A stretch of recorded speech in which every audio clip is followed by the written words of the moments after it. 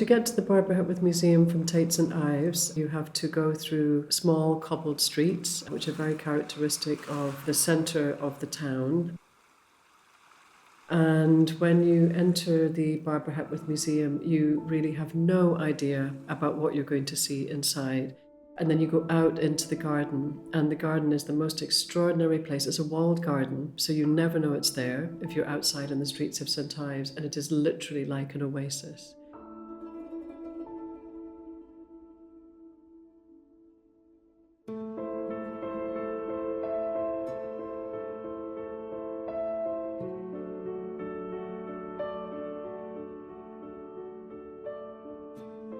She acquired the garden in 1949 at auction, and at that point it was a formal garden, so very geometric shaped beds with roses in.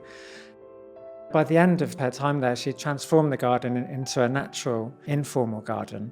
So we can see from her style of gardening that she's very much influenced by the natural world and by natural ecology and ecosystems.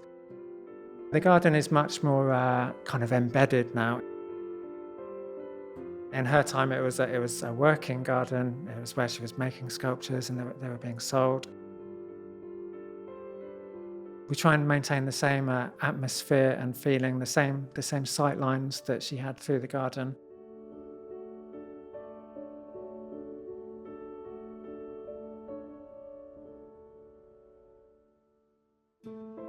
In Cornwall, it's a very unique environment. The sea stays warm in the winter. The sea stays at 10 degrees.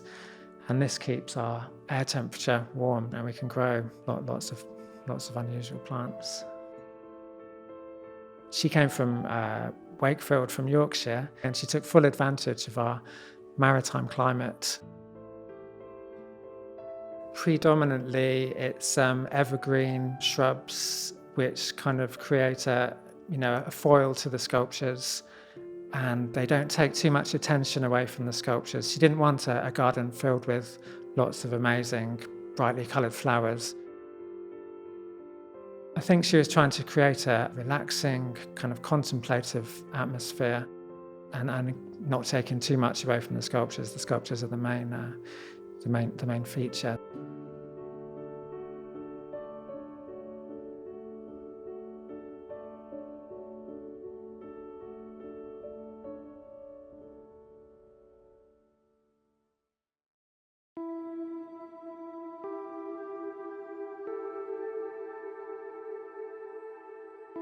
When people come into the Hepworth, they start off downstairs, which was her kitchen and dining room. This was her home since 1950-51.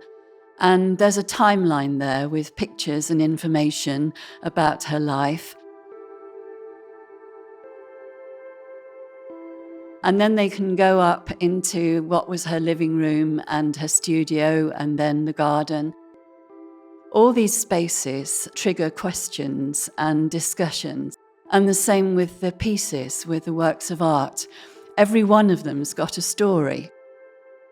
So there's the infant, there's a carved wooden piece of her first baby, Paul, and it's just beautiful, it's strong and it's tender.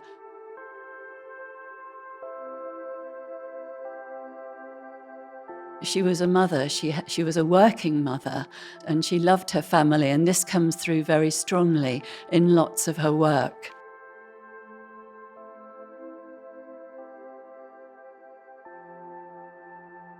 When Barbara Hepworth first came, it was a rainy day and she didn't like it. But then the sun came out and she saw the light, and it is amazing, it's so beautiful. Every day it's different. And you see that in the paintings and the sculptures that artists have produced. And then it highlights things, it gives you effects and it gives you shadows, and it tells you stories as well.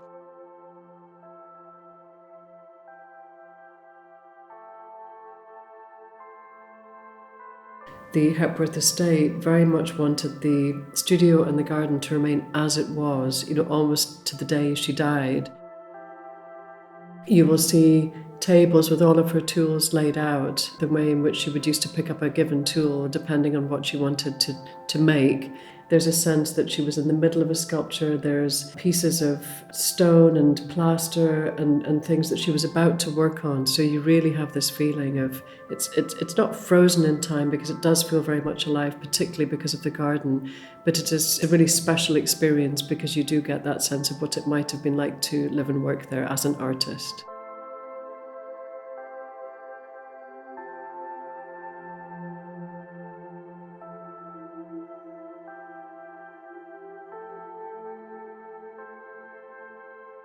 People are very interested in how the bronzes were made, how she created the plaster maquettes, how they were then sent to the foundry and cast in bronze.